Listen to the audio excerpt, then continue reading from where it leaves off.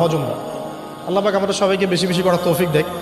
হজ এবং উমরা এমন কিছু কাজ আছে যে কাজগুলো সরাসরি আপনার সাথে আল্লাহ পাকে কানেকশন করা। আরাফার মাঠে যাবেন, ওই মাঠে কি কিয়ামত হবে না? আল্লাহকে চিনতে পারবেন এখানেই।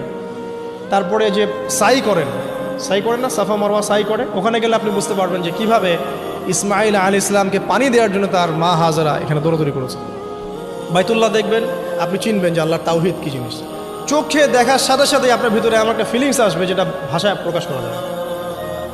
চোখে দেখার সাথে সাথেই এমন একটা ফিলিংস আসবে, আপনাকে আমি এটা ভাষায় প্রকাশ করে বোঝাতে পারবো না।